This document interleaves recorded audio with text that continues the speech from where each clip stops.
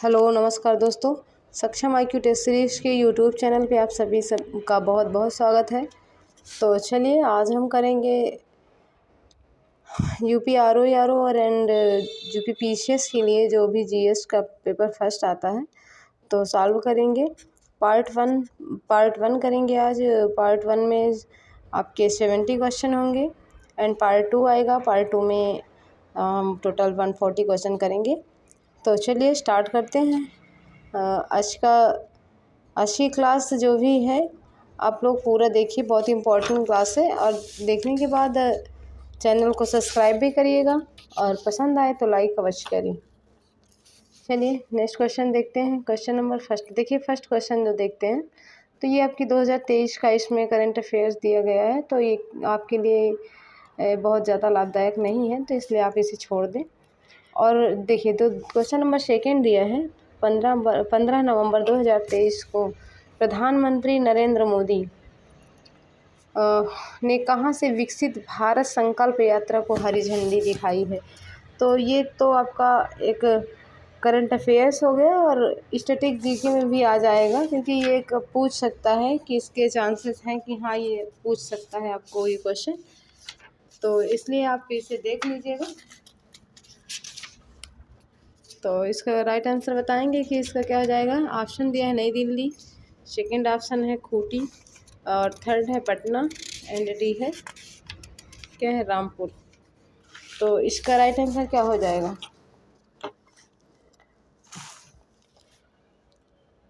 तो ये इसका राइट आंसर हो जाएगा आपका Khunti.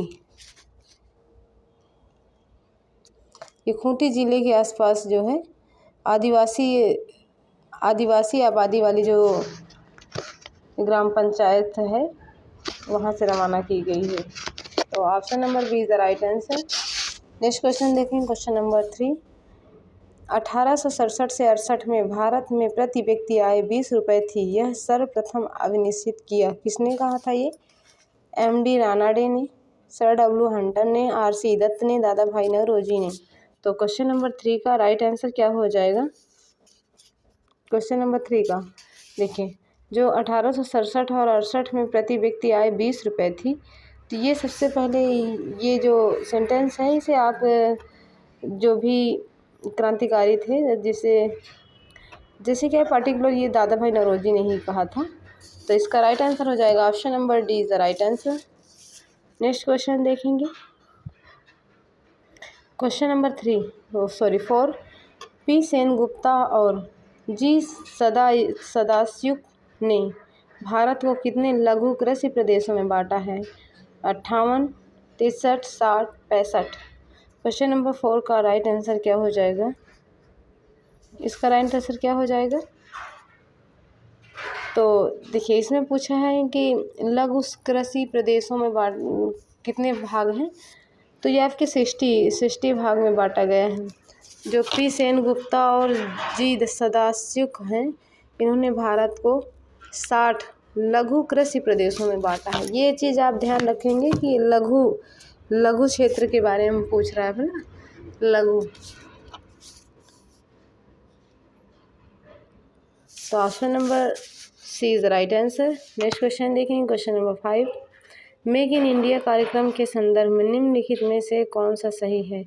Make in India programme वर्ष 2014 में प्रारंभ किया गया। नेक्स्ट है, इसका उद्देश्य भारत में कंपनियों को विनिर्माण हेतु प्रोत्साहन देना तथा निवेश को सुगम बनाना है। नीचे दिए गए कोड से सही उत्तर का चयन कीजिए। कोड दिया है 1, 2 दोनों, एक केवल एक, ना तो एक ना ही दो, केवल दो। तो क्वेश्चन नंबर 5 का राइट आंसर क्या हो जाएगा।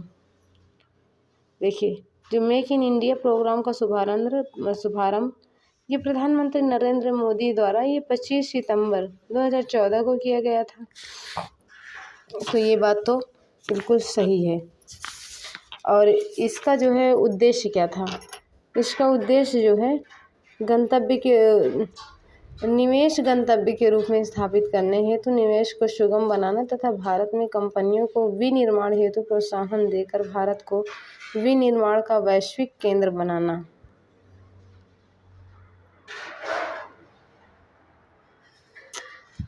तो इसका राइट आंसर क्या हो जाएगा? इसका राइट आंसर हो जाएगा आपका 1 तथा 2 दोनों, क्योंकि दोनों बात सही है, इसलिए option number A is the right answer.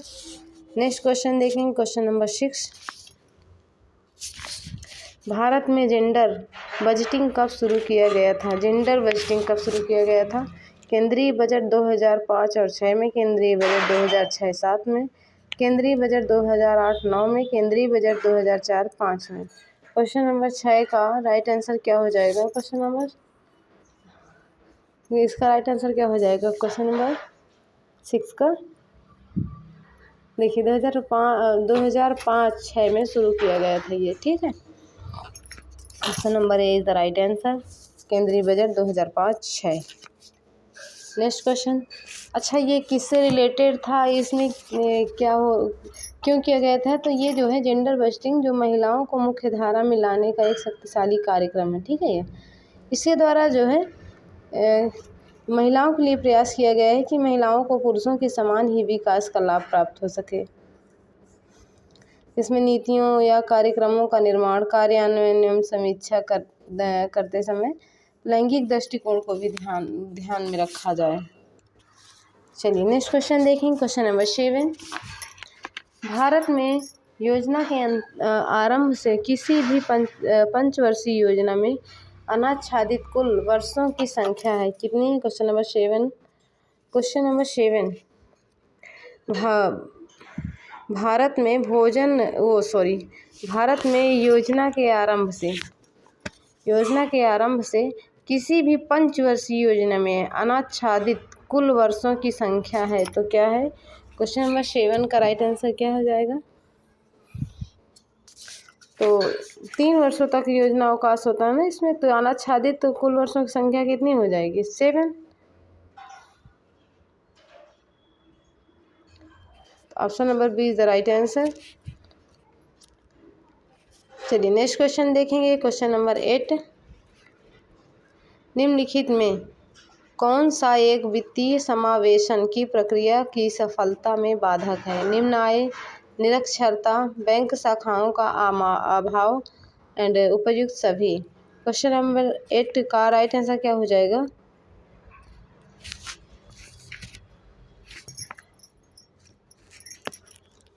Question number 8 का राइट आंसर बताएं क्या हो जाएगा? तो इसका राइट आंसर क्या हो जाएगा? देखिए इसमें ऑप्शन है निम्न आय, निरक्षरता एंड बैंक शाखाओं का अभाव, उपयुक्त सभी। तो जो वित्तीय समावेशन की प्रक्रिया में सफलता में जो बाधक है, तो ये तो निम्न आय होगी, तो कैसे जो है बैंकों में वित्तीय समावेशन बढ़ पाएगा? नहीं होगा ना।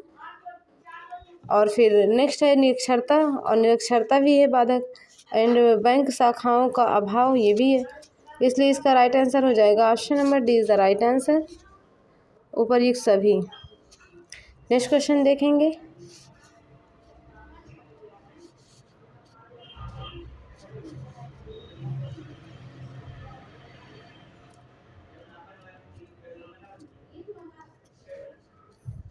Option number D is the right answer.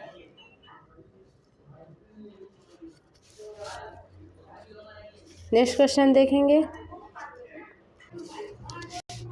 किसके द्वारा उपभोक्ता सहकारी भंडार स्थापित किए जाते हैं? सदस्यों द्वारा, सहकारी समितियों के निबंधक द्वारा, केंद्र सरकार द्वारा या फिर राज्य सरकार द्वारा? किसके द्वारा उपभोक्ता सहकारी भंडार स्थापित किए जाते हैं? तो उपभोक्ता सहकारी भंडार स्थापित किए जाते हैं किसके द्वारा? उपभोक्ता सहकारी भंडार किसके द्वारा स्थापित किए जाते हैं? सदस्यों द्वारा, सहकारी समितियों के निबंधक द्वारा या फिर केंद्र सरकार द्वारा या फिर राज्य सरकार के द्वारा? तो क्वेश्चन नंबर 9 का राइट आंसर क्या हो जाएगा?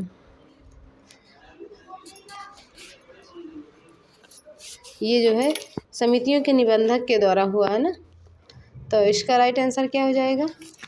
Option number B is the right answer, तो सहकारी समितियों के निबंधक द्वारा। नेक्स्ट क्वेश्चन देखेंगे, क्वेश्चन नंबर 10। जल जीवन मिशन योजना किस वित्तीय वर्ष के केंद्रीय बजट में घोषित की गई? जल जीवन मिशन योजना किस किस वर्ष घोषित की गई? केंद्रीय बजट में घोषित की गई है ये, कि आपके केंद्रीय बजट में घोषित हुआ है। तो इसका राइट आंसर क्या हो जाएगा? ये 19-20 में की गई, तो इसका राइट आंसर हो जाएगा option number B the right answer. Next question है question number 11। Next question number 11। स्तंभ का के साथ स्तंभ खा को मिलाइए और नीचे दिए गए कूट की सहायता से सही उत्तर का चयन कीजिए। ओपन जनरल लाइसेंस और है ट्रेशम, उपभोक्ता मूल्य सूचकांक और नकदी रिजर्व अनुपात। तो इसको खा से मिलाना है, तो इसका राइट आंसर कोट में बताना है कि इसका कोट क्या हो जाएगा। Question number 11। तो देखिए, ओपन लाइसेंस जो है ये विदेशी व्यापार से संबंधित है। ओपन लाइसेंस इसका तो होगा विदेशी व्यापार, और फिर ये हो जाएगा ट्रेशम का हो जाएगा रोजगार से, और उपभोक्ता सूचकांक जो है ये मुद्रास्फीति से है, और नकदी रिजर्व अनुपात ऋण नियंत्रण। तो इस हिसाब से क्या हो जाएगा? पहले का दूसरा, दूसरे का पहला। तो option number A is the right answer. Next question देखें, क्वेश्चन नंबर 12। 2011 की जनगणना के अनुसार जनसंख्या की दृष्टि से उत्तर प्रदेश के निम्न जनपदों का सही अवरोही क्रम है। जनसंख्या जिस शहर में निम्न अवरोही घटता क्रम बताना है, तो सबसे ज़्यादा कहाँ पे है, फिर इसके बाद ऐसे घटता क्रम बताना है कि क्वेश्चन नंबर 12 का क्या हो जाएगा। तो इसका राइट आंसर क्या हो जाएगा? देखिए, मुरादाबाद, इलाहाबाद, फिर गाज़ियाबाद, फिर लखनऊ, फिर एक लखनऊ, इलाहाबाद, गाज़ियाबाद, मुरादाबाद, फिर इलाहाबाद, मुरादाबाद, गाज़ियाबाद, लखनऊ, फिर गाज़ियाबाद, लखनऊ, मुरादाबाद, इलाहाबाद। तो यूपी में जो इलाहाबाद है, इलाहाबाद में सबसे ज़्यादा आबादी है, शहरी आबादी सबसे ज़्यादा है। तो इस हिसाब से पहले नंबर पे इलाहाबाद आ रहा है, तो option number C is the right answer. Next question देखेंगे, क्वेश्चन नंबर 13। संविधान सभा के पहले अस्थायी अध्यक्ष कौन थे? Frank Anthony, H.C. Mukherjee, T.T. Krishnamachari या फिर K.M. मुंशी। तो संविधान सभा के पहले अस्थायी उपाध्यक्ष कौन से हैं? अध्यक्ष नहीं है, उपाध्यक्ष है। तो ये कौन थे? इसका राइट आंसर क्या हो जाएगा? देखिए, जो फ्रैंक एंथोनी थे यही सबसे पहले अस्थायी अध्यक्ष के रूप में चुना गया था इन्हें। तो option number A is the right answer, Frank Anthony. Next question है क्वेश्चन नंबर 14। संविधान सभा की प्रारूप समिति में डीपी खेतान के स्थान पर किसे शामिल किया गया था? एन माधव राव या फिर श्री राजगोपालाचारी या फिर K.M. मुंशी या फिर T.T. कृष्णामाचारी। तो क्वेश्चन नंबर 14 का राइट आंसर क्या हो जाएगा? जो संविधान सभा की प्रारूप समिति में डीपी खेतान के स्थान पर किसे शामिल किया गया था? देखिए, जो संविधान सभा की बैठक में इन्होंने भाग तो लिया था, लेकिन संविधान जब पूरा हुआ तो उस टाइम पे काफ़ी लोग अनुपस्थित थे, कुछ की डेथ हो गई थी और किसी के जगह पे दूसरे नियुक्त हो गए थे। तो इसी में वही पूछ रहा है कि जो डीपी खेतान थे इनके स्थान पर किसे नियुक्त किया गया था? तो इन्हें T.T. कृष्णामाचारी को इनके स्थान पर डीपी खेतान के स्थान पर इन्हें मनोनीत किया गया था। तो option number D is the right answer.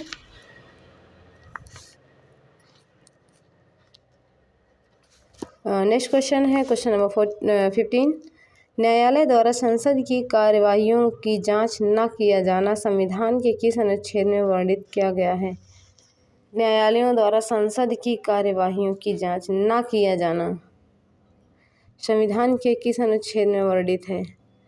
तो देखिए, अनुच्छेद जो न्यायालय है, न्यायालय द्वारा संसद की कार्यवाही की जांच न किया जाना, ये डायरेक्ट न्यायालय नहीं कर सकता है।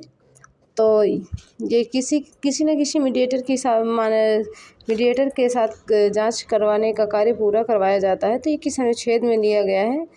ये अनुच्छेद 122 या फिर अनुच्छेद 129 या फिर अनुच्छेद 130 या फिर अनुच्छेद 124। तो इसका राइट आंसर क्या हो जाएगा? क्वेश्चन नंबर 15 का राइट आंसर हो जाएगा, ये आपका 122 में दिया गया है। तो option number A is the right answer. Next question number 16। Next question देखेंगे, क्वेश्चन नंबर 16। निम्नलिखित में से किस प्रधानमंत्री के कार्यकाल में संविधान की 9वीं अनुसूची में जन प्रतिनिधित्व अधिनियम 1951 अंततः स्थापित किया गया था? ऑप्शन है जवाहरलाल नेहरू, इंदिरा गांधी, राजीव गांधी, लाल बहादुर शास्त्री। तो क्वेश्चन नंबर 16 का क्या राइट आंसर क्या हो जाएगा? क्वेश्चन नंबर 16 देखिए, जो किस प्रधानमंत्री के कार्यकाल में संविधान की 9वीं अनुसूची में प्रतिनिधित्व अधिनियम 1951 अंततः स्थापित किया गया था? तो ये तो हो जाएगा आपका option number 20 right answer. Indira Gandhi उस टाइम पे प्रधानमंत्री के रूप में कार्यरत थी, तो इसका राइट आंसर हो जाएगा ऑप्शन नंबर 20 राइट आंसर। और इससे फैक्ट है, देखिए जो भारत की जो पूर्व प्रधानमंत्री श्रीमती इंदिरा गांधी थी, इनके कार्यकाल में जो 9वीं अनुसूची है, इसमें जन प्रतिनिधित्व अधिनियम 1951 स्थापित किया गया था। ठीक है, नेक्स्ट क्वेश्चन देखेंगे, क्वेश्चन नंबर 17।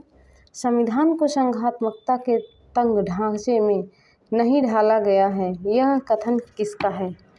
संविधान को संघात्मकता के तंग ढांचे में नहीं ढाला गया है, ये सेंटेंस किसने कहा था? डॉक्टर राजेंद्र प्रसाद, जीवी मालवंकर, या फिर डॉक्टर BR अम्बेडकर, या फिर KM मुंशी। क्वेश्चन नंबर 17 का राइट आंसर क्या हो जाएगा?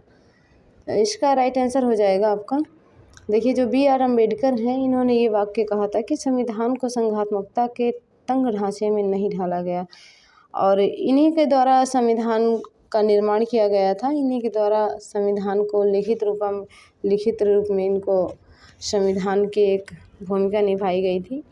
तो इन्होंने ही कहा था। Option number see the right answer, doctor Bhimrao Ambedkar. Next question number 18। भारतीय संविधान की किस अनुच्छेद में विधि द्वारा स्थापित प्रक्रिया का उसी अर्थ में प्रयोग किया गया है जिस अर्थ में अमेरिकी संविधान में सम्यक विधि प्रक्रिया पदावली का?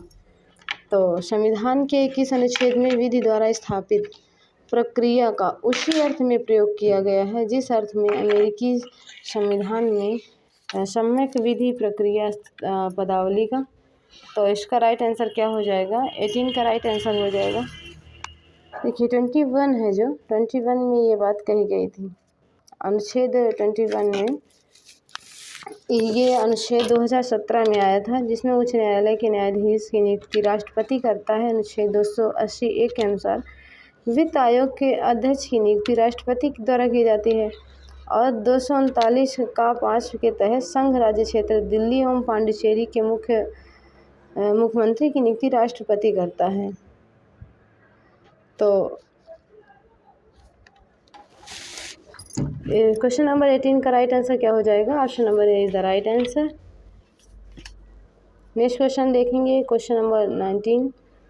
धार्मिक कार्यों के प्रबंध की स्वतंत्रता पर प्रतिबंध संविधान के किस अनुच्छेद में लगाया गया है? सॉरी, ये आपके अनुच्छेद तो 21 में है, लेकिन ये संविधान का जो अनुच्छेद 26 है, इसके अंतर्गत ये प्रावधान है।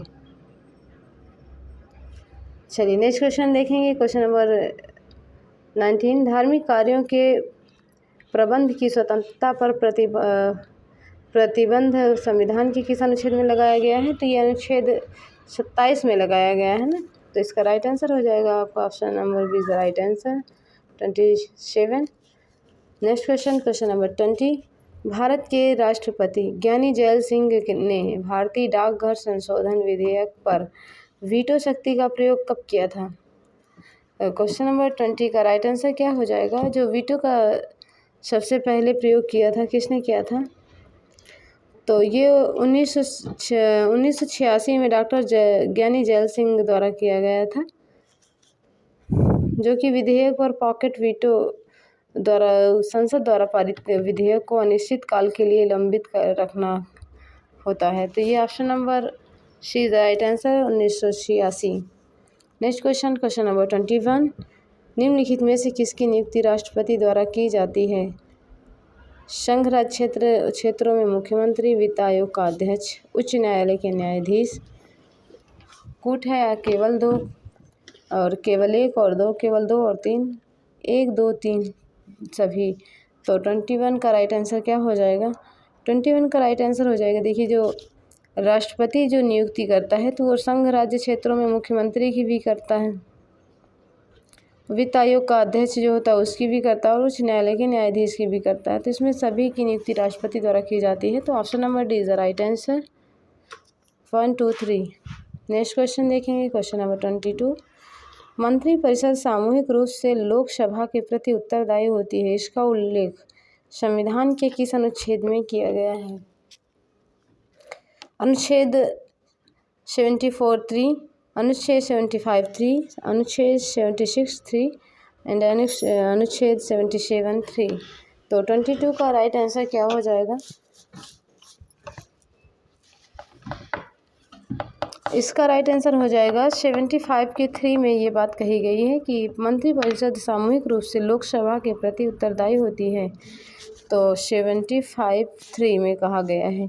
अनुच्छेद 75(3) option number B is the right answer. Next question देखेंगे 23। 37वें राष्ट्रीय खेल 2023 में कुल कितने खेल विधाओं को शामिल किया गया है? तो 23 का राइट आंसर क्या हो जाएगा? 23 का राइट आंसर हो जाएगा, ये आपके 43 खेलों को शामिल किया गया था। Option number A is the right answer. Next question देखेंगे, क्वेश्चन नंबर 24। सूची फर्स्ट को सूची सेकंड से मिलान कीजिए तथा नीचे दिए गए कूट से सही उत्तर का चयन करना है। एक तरफ वैक्सीन है, एक तरफ लॉन्च वर्ष है कि किस वर्ष ये वैक्सीन लॉन्च की गई थी। तो इसका राइट आंसर क्या हो जाएगा बताएंगे आप, मिलान करवाएंगे। देखिए, निष्क्रिय पोलियो वैक्सीन तो ये आपका देखिए निष्क्रिय पोलियो वैक्सीन तो ये 2015 में ही किया गया था। एंड रोटा वायरस वैक्सीन ये 2016 में किया गया था। और न्यूकोकल कंजुगेट वैक्सीन ये 19 में किया गया था। और टेटेनस और वयस्क डिप्थीरिया वैक्सीन 2017 में किया गया था। तो इस हिसाब से option number A is the right answer. 1 2 3 4 सभी एक साथ सुमेलित हैं। नेक्स्ट क्वेश्चन देखेंगे, क्वेश्चन नंबर 25। निम्नलिखित में से सही युग्म कौन सा नहीं है? तो इसमें बजटीय घाटे और ऋण दिया गया है। बजट अनुमान जीडीपी प्रतिशत के रूप में 2023-24 का दिया है। तो ये आपके लिए कुछ तो यूज़फुल हो सकता है कि हाँ यूज़फुल है, और है तो ये ओल्ड करंट अफेयर्स। देख लेते हैं कि शायद आ सकता है।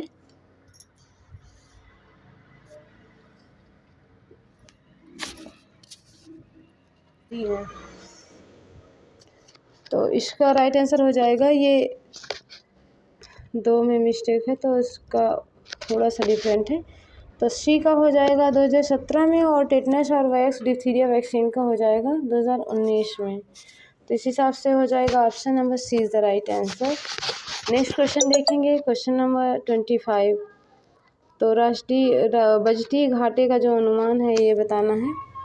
तो इसका राइट आंसर क्या हो जाएगा? देखिए, राजकोषीय घाटा 5/9 एंड प्राथमिक घाटा 3/0, राजस्व घाटा 2/9, केंद्रीय सरकार का ऋण 57/2। तो 25 का राइट आंसर क्या हो जाएगा? देखिए, जो गलत दिया है इसमें, जो सही नहीं है वो हो जाएगा option number B the right answer.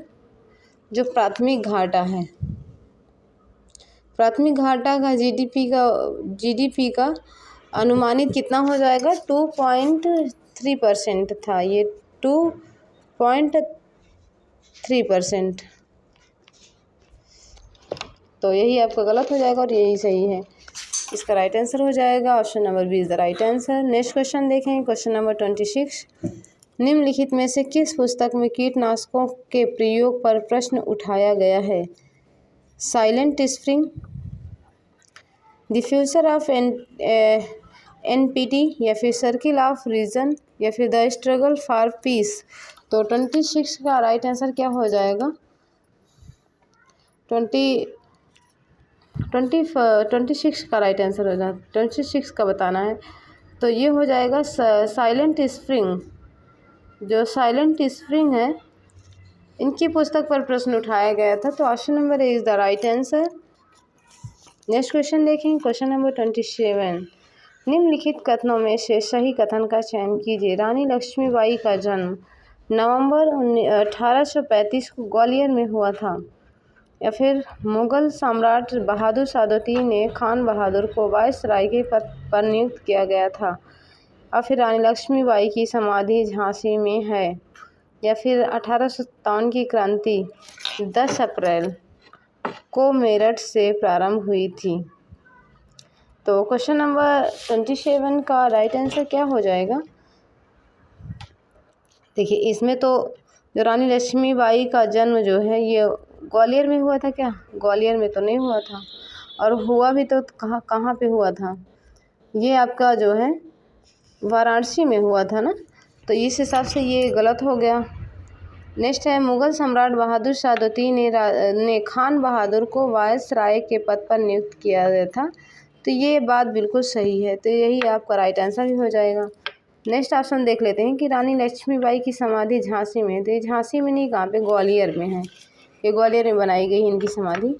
फिर है 1857 की क्रांति 10 अप्रैल को मेरठ में प्रारंभ हुई थी। तो ये 10 अप्रैल को मेरठ में प्रारंभ नहीं की गई थी, 10 मई को प्रारंभ की गई थी। इस हिसाब से ऑप्शन नंबर डी भी गलत हो जाएगा। तो 27 का राइट आंसर हो जाएगा 27 का option number B the right answer. Next question देखेंगे, क्वेश्चन नंबर 28। IOC का 141वां सत्र अक्टूबर 2023 में कहाँ पर आयोजित किया गया? IOC का 141वां सत्र जो कि अक्टूबर 2023 में शुरू किया गया था। कहाँ पे शुरू किया गया? बेंगलुरु, नई दिल्ली, अहमदाबाद, मुंबई। तो क्वेश्चन नंबर 28 का राइट आंसर हो जाएगा, ये आपका मुंबई में शुरू किया गया था। Option number D is the right answer. Next question देखेंगे, क्वेश्चन नंबर हो जाएगा आपका 29। निम्नलिखित में से कौन सुमेलित नहीं है? अंतर्राष्ट्रीय ओलंपिक समिति के अध्यक्ष थॉमस बॉक, अंतर्राष्ट्रीय ओलंपिक समिति का 86वां सत्र नई दिल्ली, अंतर्राष्ट्रीय ओलंपिक समिति का 140वां सत्र मुंबई, भारतीय ओलंपिक संघ के अध्यक्ष PT उषा। क्वेश्चन नंबर 29 का राइट आंसर क्या हो जाएगा? देखिए, जो अंतर्राष्ट्रीय ओलंपिक समिति है इसका सत्र अक्टूबर 2023 में भारत के मुंबई शहर में आयोजित हुआ था ना। इस सत्र की अध्यक्षता अंतर्राष्ट्रीय ओलंपिक समिति के अध्यक्ष थॉमस बॉक ने की थी। और जो सही नहीं है वो हो जाएगा आपका ऑप्शन नंबर सी। अंतर्राष्ट्रीय ओलंपिक समिति का 140वां सत्र मुंबई में नहीं हुआ था, ये 141वां सत्र हुआ था। तो यही आपका गलत है। Option number B is the right answer. Next question देखेंगे, क्वेश्चन नंबर 30। निम्नलिखित में से कौन सा कथन सही नहीं है? ऑप्शन दिया है, भारत निर्वाचन आयोग विधान परिषदों के चुनाव का भी संचालन करता है। नेक्स्ट है, परिसीमन अधिनियम 2001 के प्रावधानों के तहत वर्ष 2002 में सर्वोच्च न्यायालय के सेवानिवृत्त न्यायाधीश न्यायमूर्ति कुलदीप सिंह की अध्यक्षता में एक सदस्यीय परिसीमन आयोग की स्थापना की गई थी। नेक्स्ट ऑप्शन है, चुनाव आयोग ने वर्ष 1994 से 95 में चुनावों के समय मतदाताओं की पहचान हेतु EPIC की शुरुआत की। नेक्स्ट है, 25 जनवरी 2050 को अपनी स्थापना के समय भारत के चुनाव आयोग में केवल मुख्य चुनाव आयुक्त के पद का प्रावधान था। तो 30 नंबर क्वेश्चन का राइट आंसर क्या हो जाएगा? इसमें जो सही नहीं है वो बताना है, और जो सही नहीं है, कौन सा ऑप्शन इसमें सही नहीं है, तो हो जाएगा ऑप्शन नंबर बी। परिसीमन अधिनियम 2001 के प्रावधानों के तहत वर्ष 2002 में सर्वोच्च न्यायालय के सेवानिवृत्त न्यायाधीश न्यायमूर्ति कुलदीप सिंह की अध्यक्षता में एक सदस्यीय परिसीमन आयोग की अध्यक्षता स्थापना की गई थी। यही आपका गलत है और यही आपका राइट आंसर हो जाएगा। Option number B is the right answer. और देखिए, जो सही है जो सही है ऑप्शन उनको भी देख लेते हैं। जो भारत निर्वाचन आयोग विधान परिषदों के चुनाव का संचालन करता है और चुनाव आयोग ने वर्ष 1994 से 95 में चुनावों के समय मतदाताओं की पहचान हेतु IPIC की शुरुआत की थी। 25 जनवरी 2050 को अपने स्थापना दिवस के समय भारत के चुनाव आयोग में केवल मुख्य चुनाव आयुक्त के पद का प्रावधान था। नेक्स्ट क्वेश्चन है क्वेश्चन नंबर 31। काशी गंगा तथा काशी बहार किसकी प्रजाति हैं? लौकी, मूंगफली, खीरा, सोयाबीन। जो काशी गंगा और काशी बहार जो है ये किसकी प्रजाति हैं? तो ये आपकी हो जाएगी लौकी की प्रजाति है। Option number A is the right answer. Next question 32। निम्नलिखित में से कौन सा कथन सही नहीं है? राजस्थान तथा आंध्र प्रदेश में 2025 आंध्र प्रदेश में 25 लोकसभा सीटें हैं। मणिपुर में, मेघालय तथा नागालैंड में 60 विधानसभा सीटें हैं। छत्तीसगढ़ क्या हरियाणा में 90 विधानसभा सीटें हैं। नेक्स्ट है झारखंड तथा तेलंगाना में 17 लोकसभा सीटें हैं। क्वेश्चन नंबर 32 का राइट आंसर क्या हो जाएगा? देखिए झारखंड तथा तेलंगाना में जो है 17 लोकसभा सीटें हैं। यही बात आपकी गलत है और यही आपका राइट आंसर हो जाएगा। तो कितनी सीटें हैं? झारखंड तेलंगाना में तो लोकसभा सीट 17 है, जबकि झारखंड में कितनी है? 14 है ना।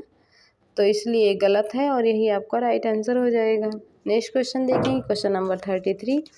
निम्नलिखित कथनों पर विचार कीजिए। प्रधानमंत्री मातृ वंदना योजना की शुरुआत 1 जनवरी 2017 को हुई। नेक्स्ट है इसमें गर्भवती और स्तनपान कराने वाली महिलाओं को 5,000 रुपये की नगद प्रोत्साहन राशि दी जाती है। तो 33 का राइट आंसर क्या हो जाएगा? 33 का राइट आंसर क्या हो जाएगा? देखिए जो प्रधानमंत्री मातृ वंदना योजना की शुरुआत 1 जनवरी 2017 को हुई, ये बात बिल्कुल सही है। और इसमें गर्भवती महिलाओं को 5,000 रुपये जो है नगद प्रोत्साहन राशि के रूप में दी जाती है और जो दी गई है और दी जाने का प्रोत्साहन भी दिया गया है। तो इसलिए दोनों ऑप्शन सही हैं। Option number C is the right answer. Next question है क्वेश्चन नंबर 34। संयुक्त राष्ट्र SDG शिखर सम्मेलन 2023 कहाँ आयोजित किया गया? New York, Vienna, Berlin, London. 34 का राइट आंसर क्या हो जाएगा? ये आपकी न्यूयॉर्क में हुआ था। Option number A is the right answer. Next question देखेंगे क्वेश्चन नंबर 35। निम्नलिखित में से कौन सुमेलित नहीं है? राष्ट्रीय समेकित कीट प्रबंधन अनुसंधान केंद्र नई दिल्ली, महात्मा गांधी समेकित कृषि अनुसंधान संस्थान मोतीहारी, राष्ट्रीय मत्स्य अनुसंधान संस्थान ब्यूरो करनाल, राष्ट्रीय कृषि हेतु महत्वपूर्ण सूक्ष्म जीव ब्यूरो मऊ। तो 35 का राइट आंसर क्या हो जाएगा? 35 का राइट आंसर हो जाएगा आपका। ये बर्लिन में आयोजित किया गया था। Option number A C is the right answer. Next question देखेंगे। सॉरी ये तो हो गया था ना न्यूयॉर्क में, इसका तो ऑप्शन नंबर हो गया था। ये 35 को बताना था। 35 का राइट आंसर हो जाएगा राष्ट्रीय मत्स्य अनुसंधान संस्थान ब्यूरो जो करनाल में दिया गया है। यही बात आपकी गलत है और यही राइट आंसर हो जाएगा। जो राष्ट्रीय मत्स्य अनुसंधान संस्थान ब्यूरो करनाल में नहीं है, ये कहाँ पे हुआ है? कहाँ पे है?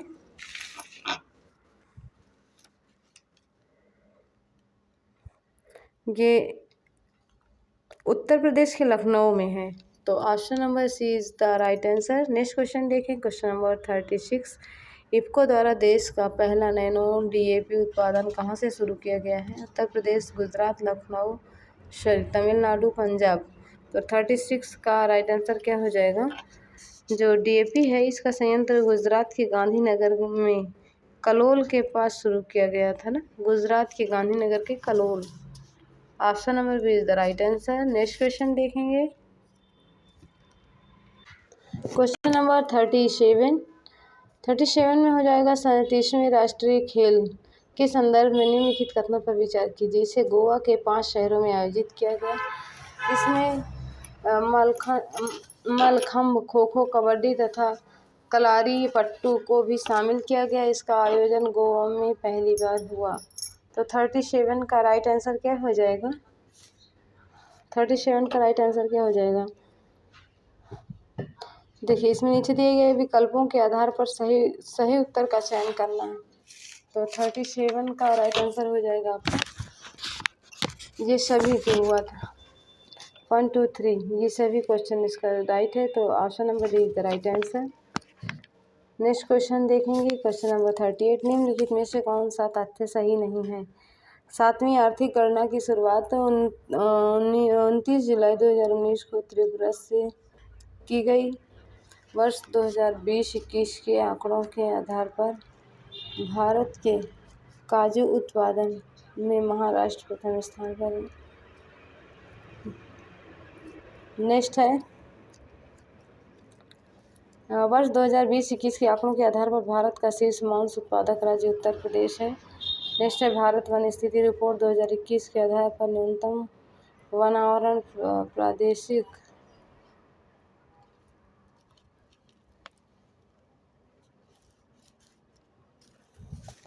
तो इसका देखिए, इसमें जो है ऑप्शन नंबर डी है, भारत वन रिपोर्ट 2021 के आधार पर न्यूनतम वनावरण प्रतिशत वाला राज्य हरियाणा है।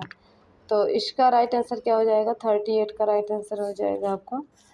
देखिए, यही आपका गलत दिया है, ऑप्शन नंबर सी। और 2021 के आंकड़ों के आधार पर भारत का शीर्ष मांस उत्पादक राज्य उत्तर प्रदेश है।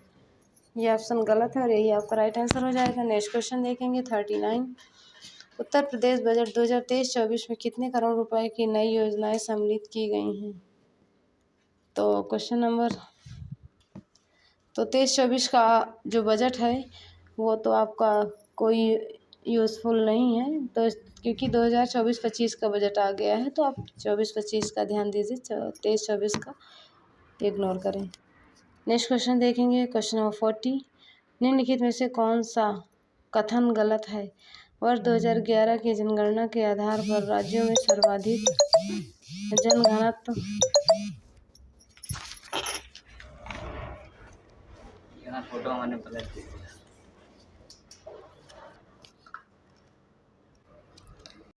तो इसका राइट आंसर क्या हो जाएगा? क्वेश्चन नंबर 40, वर्ष 2011 की जनगणना के आधार पर राज्यों में सर्वाधिक जनघनत्व बिहार का है।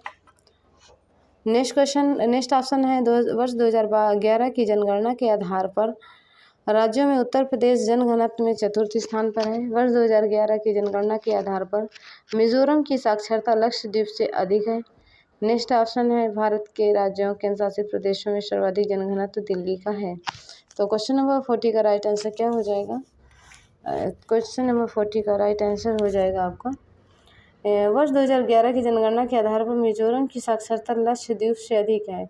ये गलत बात है, क्योंकि लक्षद्वीप की साक्षरता मिजोरम से ज़्यादा है, तो इसलिए यही आपका गलत है और यही आपका राइट आंसर हो जाएगा। Option number C is the right answer. Next question देखेंगे, 41, धान की खेतों का सबसे सामान्य हाइड्रोजन स्थिरीकरण वाला साइनोबैक्टीरिया है। नॉन स्टॉक सिलिंड्रोस्पर्म, आलोसाइरा और ऑसिलेटोरिया। तो क्वेश्चन नंबर 41 का राइट आंसर क्या हो जाएगा? तो ये हो जाएगा आलोसाइरा। Option number C is the right answer.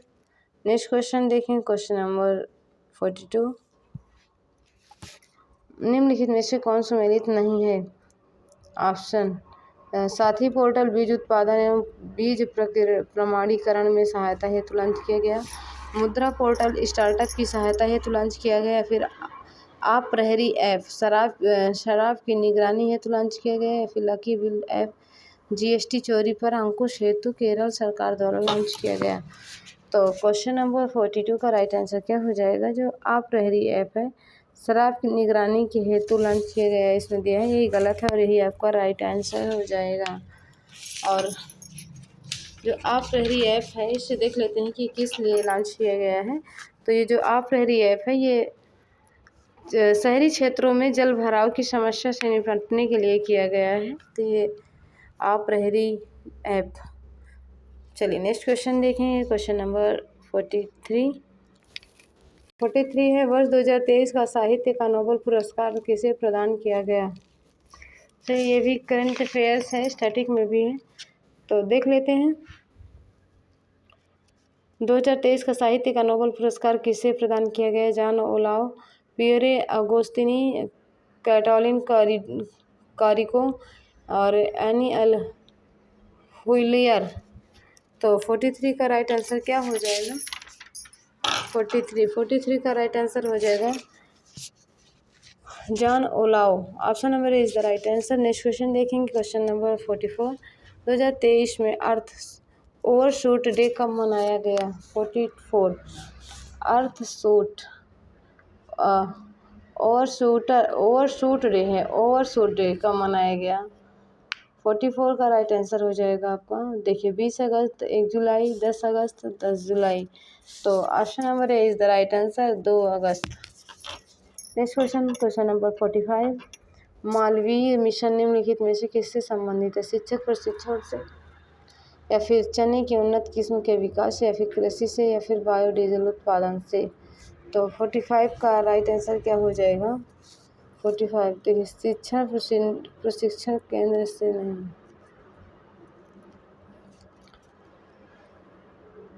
शिक्षक प्रशिक्षण से, चने की उन्नत किस्म के बीज से, कृषि बायोडीजल उत्पादन से। तो क्वेश्चन नंबर 45 का राइट आंसर हो जाएगा आपका शिक्षक प्रशिक्षण से। यही आपका जो है इससे मालवीय मिशन से संबंधित है, शिक्षक प्रशिक्षण से। Option number A is the right answer. Next question देखेंगे 46, पर्यावरणीय उपलब्धि हेतु टॉयलर पुरस्कार 2023 से किसे प्रदान किया गया है। Doctor Daniel Pauly, doctor Rashid Sumaila, doctor कौन से हैं। Doctor Daniel Pauly, doctor Rashid Sumaila, या फिर एक दोनों, या फिर डॉक्टर जॉन बोडास। 46 का राइट आंसर क्या हो जाएगा। 46 का राइट आंसर हो जाएगा आपको डॉक्टर डेनियल पाउली या फिर doctor Rashid Sumaila. Option number A and B दोनों, option number C is the right answer. Next question number 47, Akbar के शासनकाल में दक्कन में निम्न पद्धतियों में से कौन सा भू राजस्व वसूली का प्रचलित आधार था।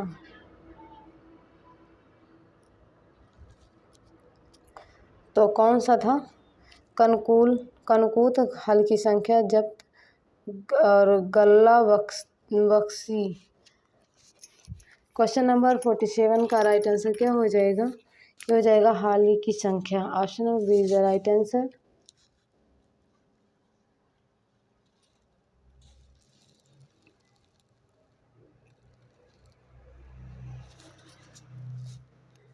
क्वेश्चन नंबर हो जाएगा 48, निम्नलिखित में से कौन रुहेला सरदार अहमद शाह अब्दाली का विश्वास पात्र था। गुलाब कादिर चेहला,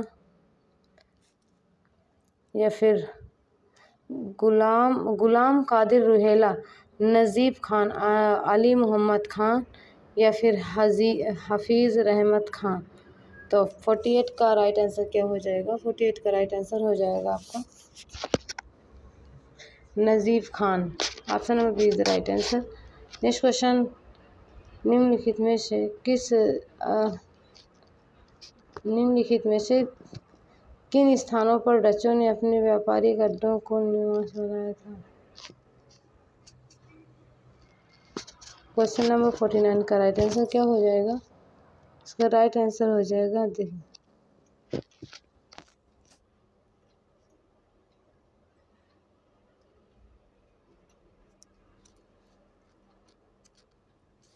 क्वेश्चन नंबर 49 का राइट आंसर क्या हो जाएगा। ऑप्शन दिया है नागपट्टनम, चिंसुरा, मछलीपट्टनम, फिर सूरत, भरूच, आगरा, कोचीन, अहमदाबाद, पटना, उपयुक्त सभी। क्वेश्चन नंबर 49 का राइट आंसर क्या हो जाएगा। ये सभी है, इसका राइट आंसर हो जाएगा नागपट्टनम, चिंसुरा, मछलीपट्टनम और Surat, Bharuch, Agra, Cochin, Cochin, Ahmedabad, Patna. Option number D is the right answer. Next question है लास्ट क्वेश्चन। अपने पुत्र के स्थान पर दूसरे उत्तराधिकारी को गोद लेने के अधिकार को पुनः स्थापित किया गया था।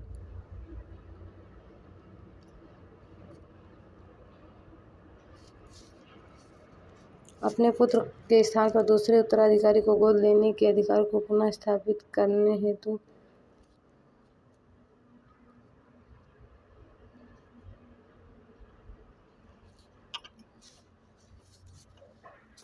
ऑप्शन है 1858 के भारत सरकार के अधिनियम से, लॉर्ड कैनिंग ने 1860 में सनद के जारी किए जाने से, या फिर 1858 की साम्राज्य की घोषणा ने।